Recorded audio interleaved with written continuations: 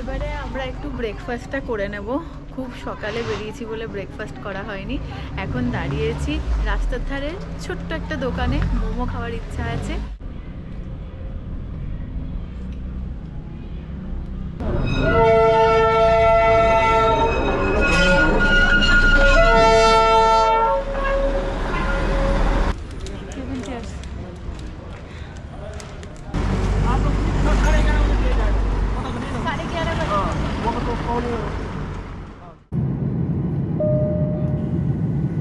দেখতে পাচ্ছেন প্লেন থেকে কার দর্শন পেলাম আমরা। ওই যে দূরে দেখা যাচ্ছে সুবিশাল কাঞ্চনজঙ্ঘা।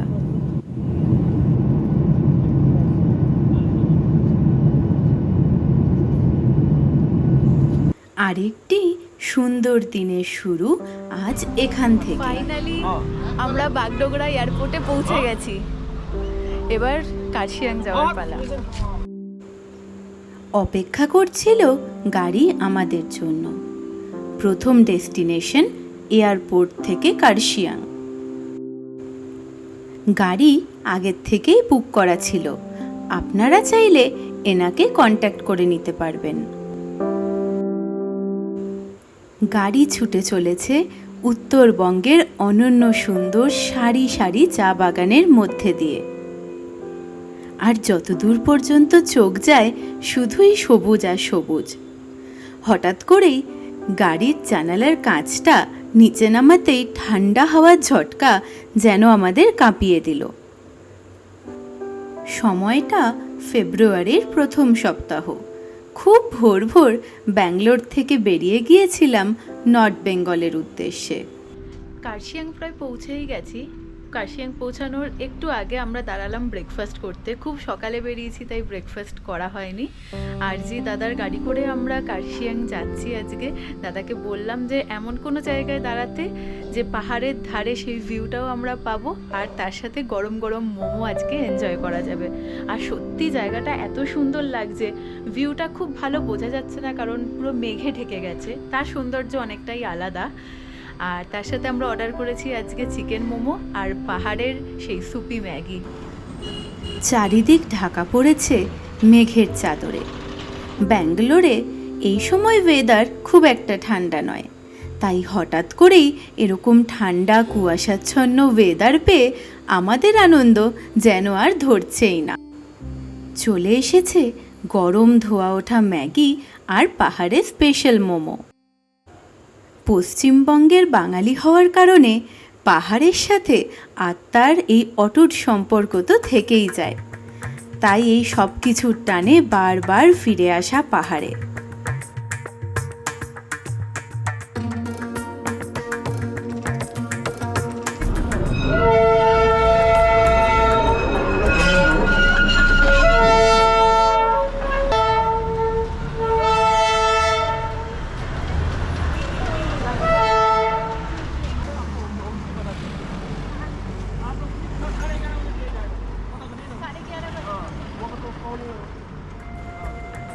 এই আমাদের হোমস্টে। কি অপূর্ব লাগছে দেখুন চারপাশটা। প্রায় কিছু দেখা যাচ্ছে না বললেই চলে। অবিরত হয়ে চলেছে আলো আঁধারির খেলা। হোমস্টের ডিটেলস রইল এই ভিডিও ডেসক্রিপশনে। হোমস্টেটি ছিল এক কথায় বেশ সুন্দর। কার্শিয়াং মেন শহর থেকে 2 কিলোমিটার দূরে। কার্শিয়াং থেকে দার্জিলিং যাওয়ার রাস্তার ঠিক পাশে। আর হোমস্টের গেটের সামনে দিয়েই চলে গিয়েছে টয় ট্রেনের লাইন। রয়েছে একটি সুন্দর ব্যাকইয়ার্ডও। সেখান থেকে অপর দিকে মেঘে ঢাকা সারি সারি পাইন গাছের জঙ্গল দেখলে মনে হতো যেন কোনো ছবির ফ্রেম থেকে উঠে আসা বাস্তব স্বপ্ন।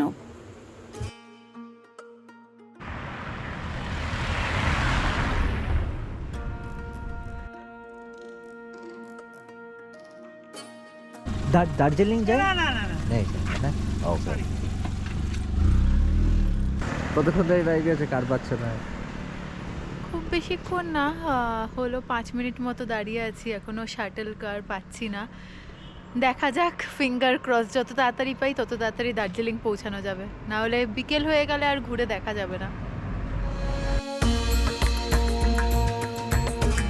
গাড়ি না পাওয়াতে এই মেঘে ঢাকা রাস্তার মাঝ দিয়ে একটু এগিয়ে গেলাম কার্শিয়াং মেন টাউনের দিকে গাড়ি পাওয়ার আশায়।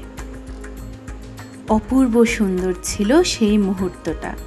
হেঁটে চলেছি আমরা, একপাশে ঘন অন্ধকার পাইন বন, আর মেঘেরা ছুঁয়ে যাচ্ছে মাঝে মাঝে, আর তারই সাথে হাড় কাঁপানো ঠান্ডা।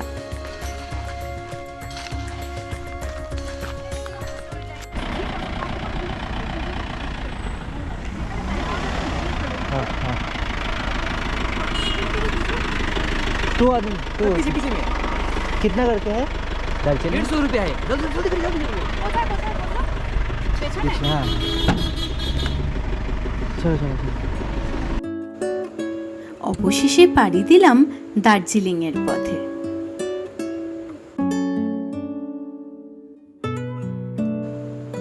হঠাৎ করেই এক জায়গায় এরকম মানুষের ভিড় দেখে কিছুটা ধারণা করেছিলাম, যা ভেবেছিলাম ঠিক তাই, অ্যাক্সিডেন্ট হয়েছে। কিন্তু এই গাছটির জন্য ভাগ্যক্রমে গাড়িটি খাদে না পড়ে আটকে গিয়েছে। जो पीछे बैठो दार्जिलिंग का लाना अरे डालो हमारा बैग है तो डालो ऊपर दीदी का बैग भी डाल दो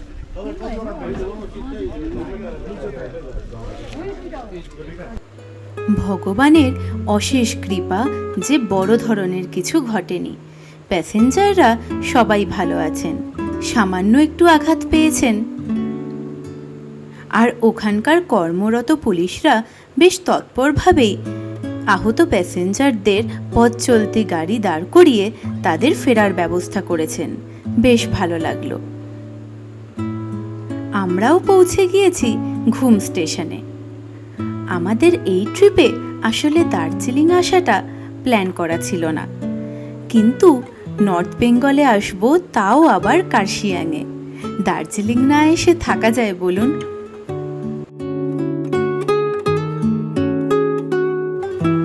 ফাইনালি পৌঁছে গিয়েছি আমার প্রিয় হিল স্টেশন দার্জিলিংয়ে।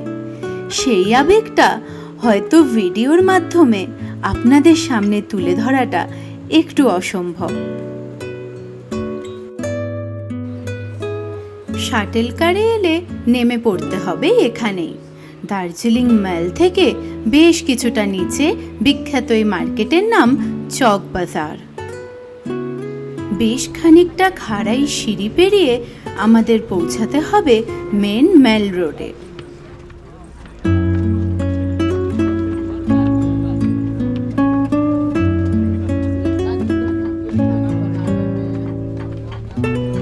এই চক বাজারে রাস্তার দুপাশ জুড়ে রয়েছে অসংখ্য ছোট বড় জামা কাপড়ের দোকান, তার মধ্যে শীতের পোশাকই বেশি। ঠান্ডাটা বেশ জাঁকিয়েই পড়েছে। টুপি আর হাতের গ্লাভসও আমরা নিয়ে আসিনি, তাই এখান থেকে কিনে নিলাম।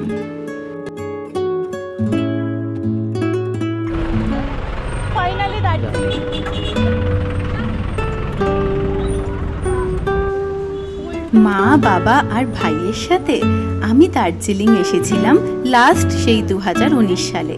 তারই স্মৃতিচারণ করতে করতে এগিয়ে চললাম আমরা।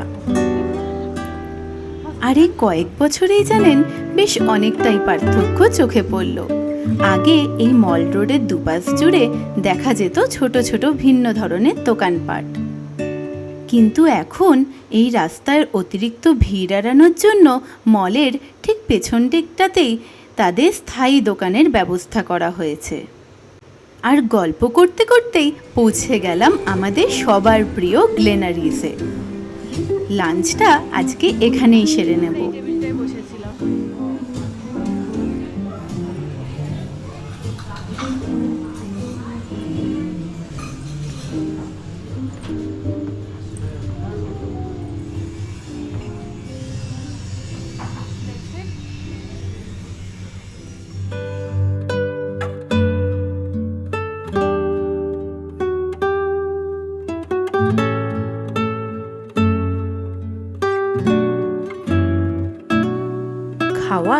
বেশ সুস্বাদু ছিল। নিয়েছিলাম একটি কন্টিনেন্টাল ডিশ, যেখানে ছিল কিছু চিকেন, সটে করা ভেজিটেবল আর একটি ব্রেড।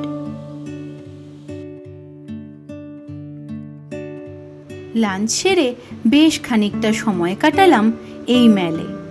ছোটবেলায় অসংখ্য সুন্দর মুহূর্তের সাক্ষী ছিল এই জায়গাটি, সে কথাই বারবার মনে পড়ছিল। এখানে ড্রোন ওড়াতে গেলে কিন্তু স্পেশাল পারমিশন নিতে হবে, না হলে পুলিশ কিন্তু আপনাদের ড্রোন সিজ করে নিতে পারে। আমরা এখন রয়েছি দার্জিলিংয়ের মেলে। কার্শিয়াংয়ে পৌঁছেই আমরা তাড়াতাড়ি ফ্রেশ হয়ে চলে এসেছিলাম দার্জিলিংয়ে গ্লেনারিজে লাঞ্চ করব বলে। বহু বছর পরে দার্জিলিংয়ে ফিরে আসা। এখানে ঠান্ডা তো আগে থেকেই ছিল, সেটা সকাল থেকেই আমরা ফিল করেছি। সন্ধে হব হব করছে, ঠান্ডাটা যেন আরও বাড়ছে। আর যখন তখন চারিপাশ মেঘে ঢেকে যাচ্ছে। হ্যাঁ, কাঞ্চনজঙ্ঘা দেখতে পাইনি, কারণ চারদিকে মেঘে ঢাকা বলে সেটা তো একটু মিস হয়েই গেল।